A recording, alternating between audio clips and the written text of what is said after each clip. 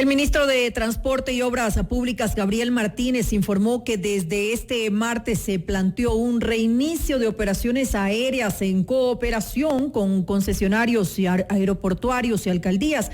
Esta propuesta emitida hacia el COE Nacional incluiría estrictos protocolos de seguridad desde el 1 de junio próximo. Los protagonistas de la noticia en Notimundo. Y para conversar sobre esto, saludamos al economista Gabriel Martínez, ministro de Transporte y Obras Públicas. Ministro, muy buenas tardes y gracias por acompañarnos. Le saluda María del Carmen Álvarez.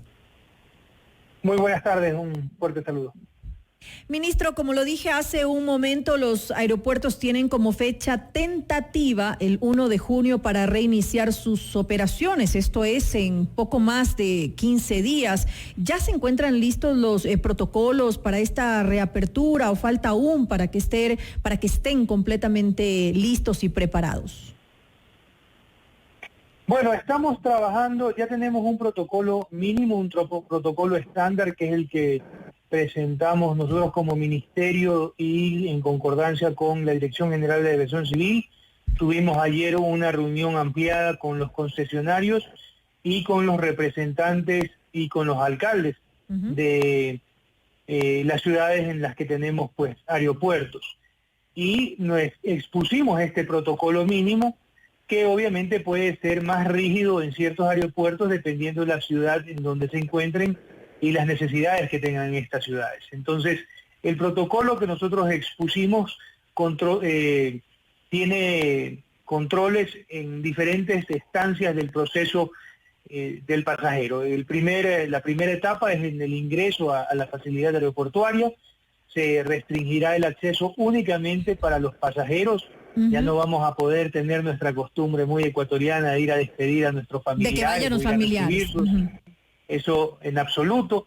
Se permitirá exclusivamente el ingreso tal vez de una persona, en el caso de personas con discapacidad o con alguna necesidad particular, hasta el área del counter, ¿no? Entonces ingresa solamente el pasajero. Este pasajero tiene que pasar por un proceso de evaluación, toma de temperatura, un proceso de sanitización a través pues de un túnel de desinfección. Y obviamente pues ya dentro en la segunda etapa, incluyendo o usando todos sus insumos de protección personal, esto es mascarillas, guantes, gafas o visores para poder proteger también los ojos. Ya al ingreso o en el interior del aeropuerto pues se destinarán ya señaléticas que ya se están implementando en cada uno de los aeropuertos para mantener el distanciamiento social, tanto en el counter, en el momento del ingreso de los pasajeros por las áreas de control, posteriormente en las salas de preembarque, en donde pues obviamente habrá disposición de sentarse de manera separada. Pero ¿cómo se manejaría este distanciamiento, por ejemplo, en las salas de preembarque? Es decir, ¿sería una persona cada 3 puestos o algo por el estilo para poder tener ese distanciamiento apropiado? Correcto. Estamos manejando una distancia de un asiento. Eso estamos todavía evaluando cuál debe ser lo más prudente, pero una distancia y utilizando, obviamente, todos los implementos, pues ya tiene una mayor garantía. Tenemos que entender también algo. Aquí hay muchísimas personas y principalmente nuestros médicos, enfermeras y auxiliares de enfermería que lidian todos los días con pacientes COVID con sintomatología leve, con sintomatología grave, y sin embargo no se contagian porque justamente utilizan sus equipos de protección personal. Entonces podemos realizar ciertas actividades tomando en cuenta estas consideraciones y así evitar cualquier riesgo o minimizar el riesgo de propagación. Entonces, este tipo de separaciones se dan, van a estar señalizadas. Nosotros vamos a mostrar cómo va a quedar para que los pasajeros guarden esta distancia, que no haya pues áreas de conversación o de socialización, sino que se mantengan pues obviamente separados. Lo mismo ya en el momento de ingresar. todos los operadores, todos los trabajadores de los aeropuertos también deberán pues contar con un protocolo a su ingreso y durante la operación, y deberán estar permanentemente vigilando que los pasajeros cumplan con estas disposiciones. También se había dicho algo de aplicar pruebas rápidas para poder viajar. ¿Esto se lo va a mantener o no es parte de las medidas que se van a tomar en estos protocolos? Claro, el proceso es el siguiente. Después de pasar de la sala de preembarque ya el avión, mantenemos las medidas de bioseguridad dentro del avión.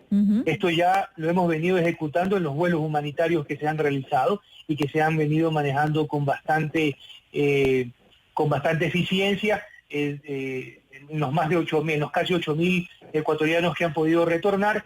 Y luego viene el momento del arribo, que es en donde se está planteando desde los municipios de Guayaquil y Quito, por ser aquellos aeropuertos que tienen mayor flujo de personas y que obviamente pues tienen consideraciones sanitarias mucho más estrictas o mucho más difíciles, al menos en su momento en Guayaquil, que ya ha mejorado considerablemente, aplicar esta prueba rápida para que los pasajeros que vayan arribando, hacerles este control, además del triaje, y que estas pruebas rápidas determinen que aquellos pasajeros que tienen un resultado positivo, dependiendo de la sintomatología que presenten, esto es, si es leve, pues mandarlos a un hotel para que guarden cuarentena en un hotel, y aquellos que presenten una sintomatología mayor, enviarlos a las casas de salud para que puedan pues guardar ahí a las casas de salud o los hospitales determinados para que puedan recibir la atención pertinente y el tratamiento pertinente. Aquellos que sean negativos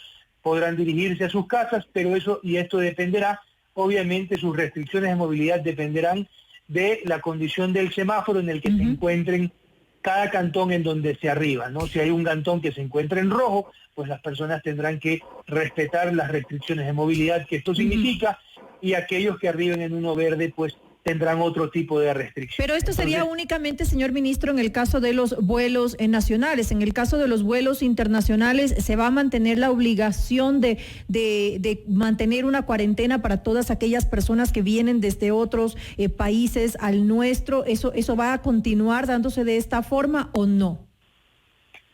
Nuevamente, depende mucho del cantón en que se encuentren. Por ejemplo, si ahí el cantón se encuentra en rojo, los pasajeros que vienen de internacional ya no van a hoteles, sino que van a sus domicilios a cumplir esta cuarentena, a cumplir este protocolo, a guardarse ya no en un hotel, sino en sus propios domicilios. De esta manera garantizamos que el que dé positivo va a un centro especial, no va a guardar su cuarentena dentro. El que da negativo puede ir a su casa, o va a su casa. Así es como se ha diseñado, todavía estamos. Ese es el proceso estándar que se discutió ayer.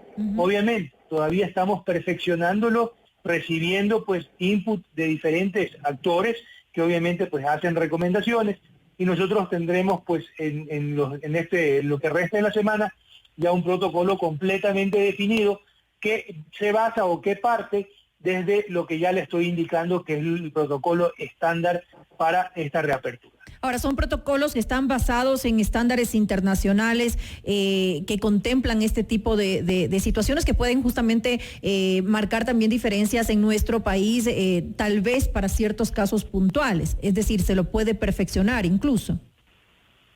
Por supuesto, siempre hay opción a mejorar. Incluso se ha planteado, y eso es algo que vamos a discutir en el COE, que de algunos países en los cuales la cantidad de contagios es superior, que las personas solamente puedan arribar con una prueba de COVID negativa que se hayan realizado con 48 horas de antelación a su vuelo. Esos son un protocolo tal vez ya más estricto, dependiendo del lugar en donde provengan estas personas, para tener mayor seguridad de que no estemos subiendo pasajeros contagiados.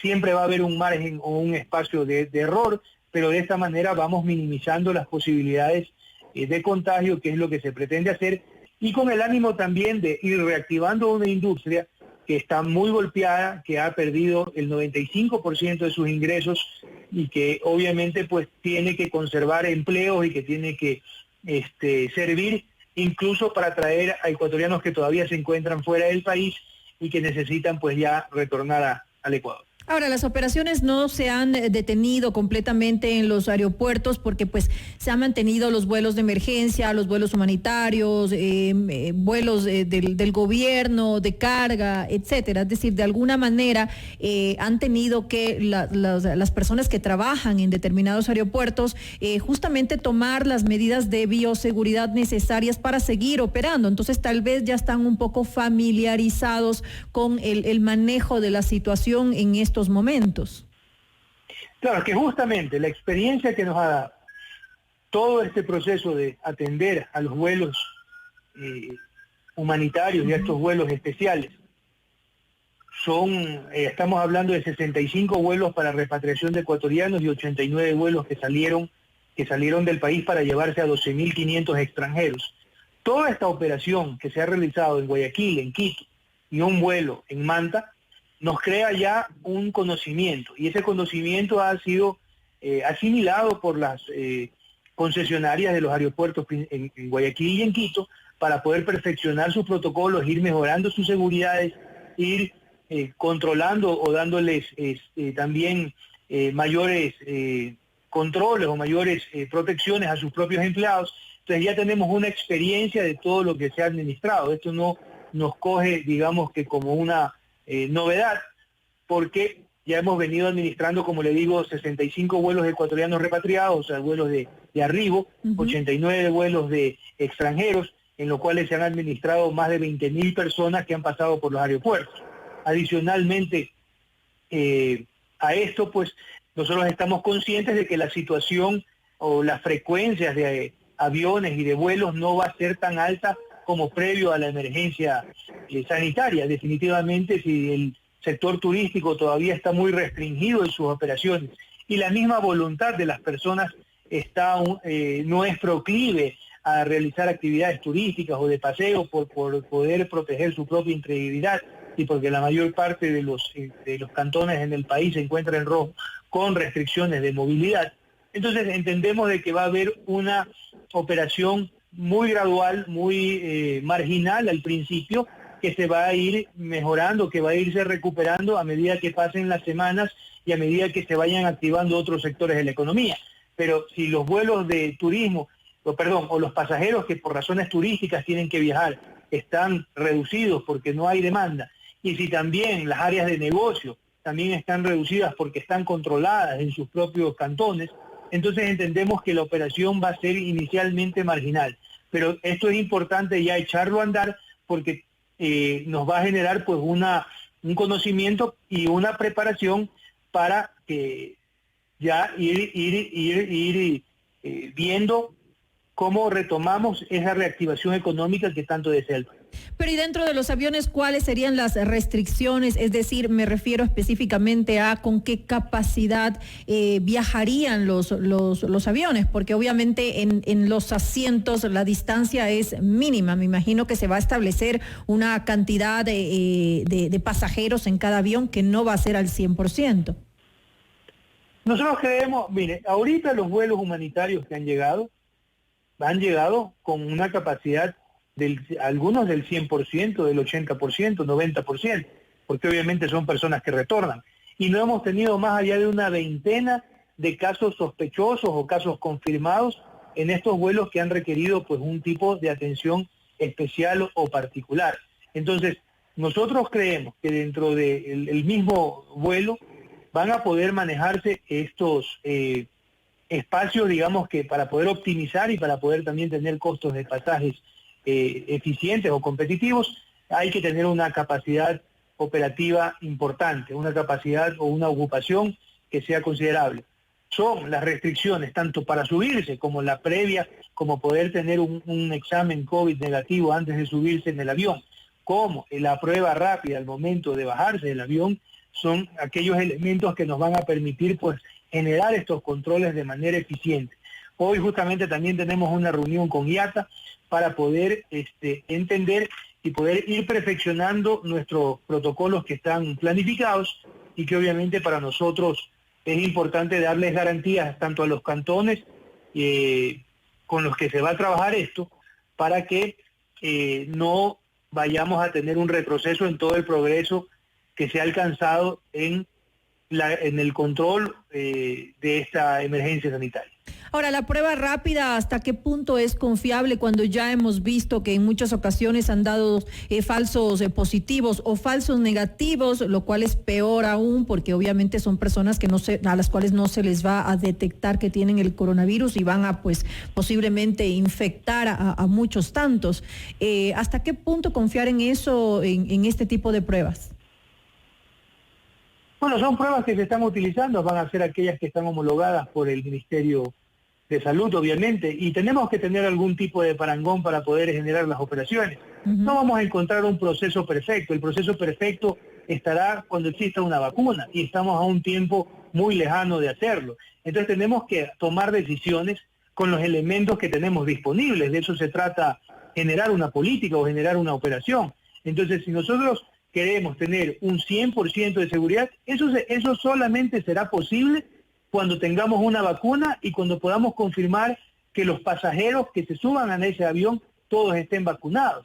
Pero estamos a una distancia de tiempo bastante lejana de que esto ocurra. Entonces, nuevamente, las decisiones que debemos de tomar, tenemos que hacerlas con los elementos que están disponibles en la actualidad y que son obviamente ya después de una operación que hemos venido manejando con los vuelos humanitarios y con las experiencias también de otros países que nos retroalimentan y experiencias de las mismas concesionarias que no solamente tienen operaciones en el Ecuador, sino que tienen operaciones en otros lados del mundo. Algo 100% infalible pues sería únicamente cuando tengamos una vacuna para el COVID, pero nuevamente estamos muy lejos de hacerlo y la alternativa sería pues mantener cerradas operaciones con lo que esto significa en detrimento para los empleos, para la actividad económica, para el retorno de ecuatorianos. Entonces hay que sopesar, hay que tomar todas las precauciones del caso, pero tenemos que poder avanzar. De lo contrario,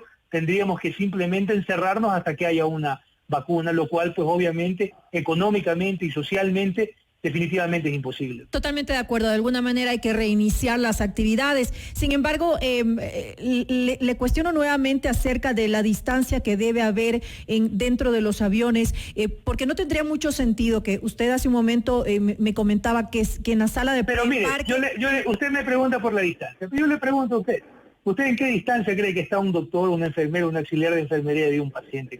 Totalmente de acuerdo. A lo que voy entonces, es que si estamos de acuerdo en eso, es elemental de que hay niveles de riesgo que se minimizan y revise, por favor, pero el COVID se transmite por saliva, se transmite por secreciones nasales y en el momento en que una persona utiliza sus mascarillas, ¿no verdad?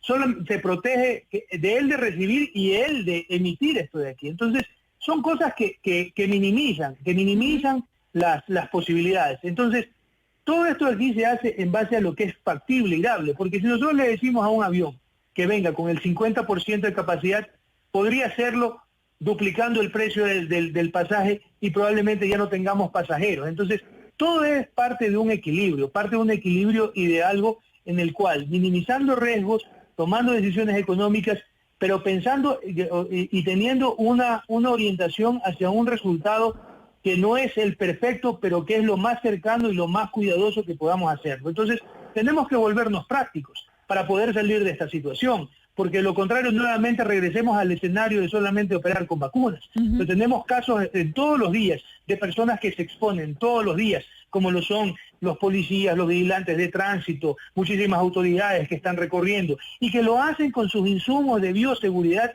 y de protección y que en ese momento restringen considerablemente las posibilidades de contagio. A esto la suma de pruebas rápidas, de triajes y de controles de movilidad que todavía van a existir fuertemente en las ciudades, porque no estamos hablando de un regreso a febrero del 2019 en junio, estamos hablando de una normalidad muy diferente. Entonces tenemos que entender que es la única forma, tomando ciertas decisiones, con todas las medidas del caso, pero equilibrando lo que es factible de lo que no es factible. Pedirle a un avión que venga con el 50% de pasajeros probablemente convierta en inviable la generación de ese propio vuelo, y entonces quedaríamos nuevamente en nada. Entonces, Todo eso tiene que ser sopesado y analizado, y es lo que hemos venido trabajando para generar una posibilidad real de reactivar la operación de los aeropuertos con cuidados, ciertamente,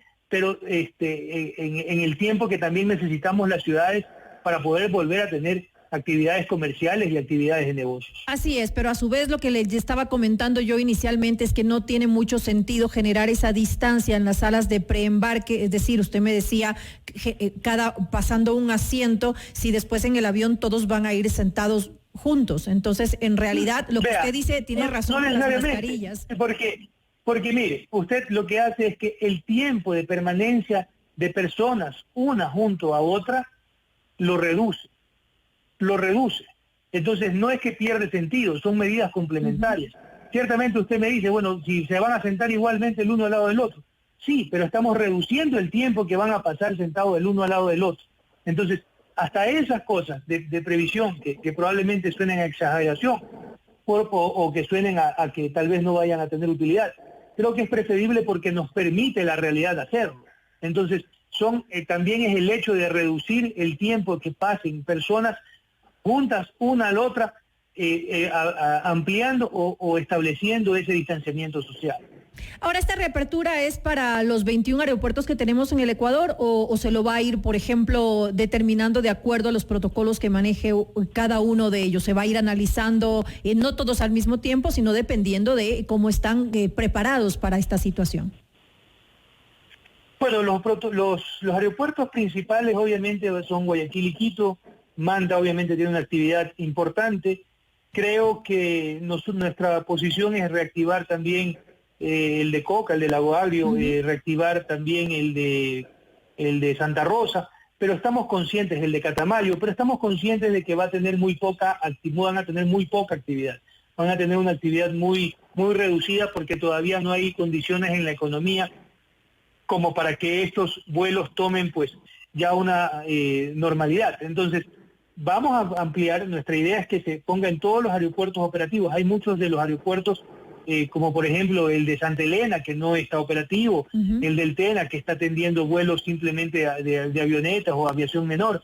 Esos de ahí presentan pues un menor riesgo. Los que ciertamente tienen una actividad internacional son los que en donde debemos de enfocar la mayor atención para reducir y para tener protocolos más estrictos, y los otros aeropuertos también van a tener sus controles, pero estamos hablando de movilidad interna que creemos que va a ser muy reducida al inicio, pero que nos va a servir este ejercicio, ya que ellos no han venido manipulando o tratando pasajeros por el momento.